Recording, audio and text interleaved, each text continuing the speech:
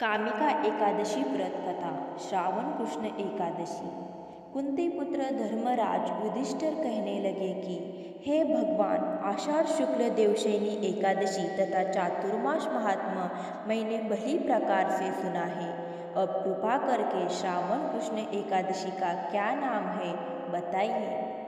श्री कृष्ण भगवान कहने लगे कि हे युधिष्ठिर, इस एकादशी की कथा एक समय स्वयं ब्रह्मा जी ने देवर्षि नारद से कही थी, वही मैं तुमसे कहता हूँ। नारद जी ने ब्रह्मा जी से पूछा कि हे पितामह, श्रावण मास के कृष्ण पक्ष की एकादशी की कथा सुनने की मेरी इच्छा है।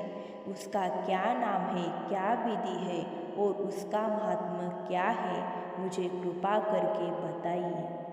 नारद जी के ये वचन सुनकर ब्रह्मा जी ने कहा, हे नारद, लोगों के हित के लिए तुमने बहुत सुंदर प्रश्न किया है। श्रावण मास की कृष्ण एकादशी का नाम कामिका है। उसके सुनने मात्र से वाजपेय यज्ञ का फल मिलता है।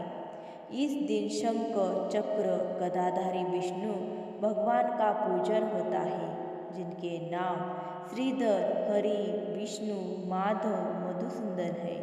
उनकी पूजा करने से जो फल मिलता है वो सुनो। जो फल गंगा, काशी, नैमिषारण्य और पुष्कर स्नान से मिलता है, वह विष्णु भगवान के पूजन से मिलता है। जो फल सूर्य व चंद्र ग्रहण पर कुरुक्षेत्र और काशी में स्नान करने से, समुद्र वन सहित पृथ्वी दान करने से, स्नेह राशि के बृहस्पति में, गोदावरी और गंडकी नदी में स्नान करने से भी प्राप्त नहीं होता, वह भगवान विष्णु के पूजन से मिलता है। जो मनुष्य श्रावण में भगवान विष्णु का पूजन करते हैं, उनसे देवता, गंधर्व और सूर्य आदि सब पूजित हो जाते हैं। अंततः पापों से डरने वाले मनुष्य को कामिका एकादशी का व्रत और विष्णु भगवान का पूजन अवश्यमेव करना चाहिए। पाप रूपी कीचड़ में फंसे हुए और संसार रूपी समुद्र में डूबे हुए मनुष्यों के लिए इस एकादशी का व्रत और भगवान विष्णु का पूजन अत्यंत आवश्यक है।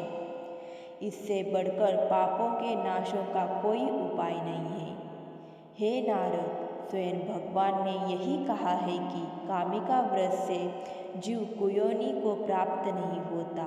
जो मनुष्य इस एकादशी के दिन भक्तिपूर्वक तुलसी दल भगवान विष्णु को अर्पण करते हैं, वे इस संसार के समस्त पापों से दूर रहते हैं।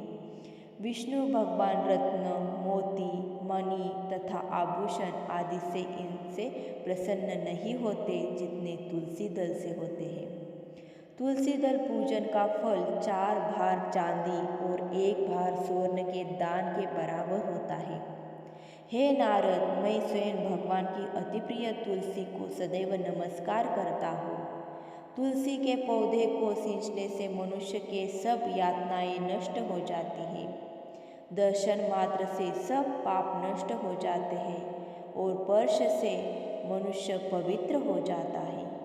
कामिका एकादशी की रात्रि को दीपदान तथा जागरण के फल का महात्मा चित्रगुप्त भी नहीं कर सकते।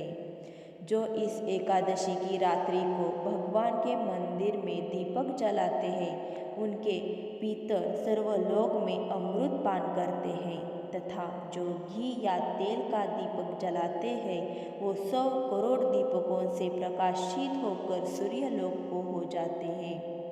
ब्रह्मा जी कहते हैं कि हे नारद, ब्रह्म हत्या तथा भ्रूण हत्या आदि पापों को नष्ट करने वाली इस कामिका एकादशी का व्रत मनुष्य को यत्न के साथ करना चाहिए।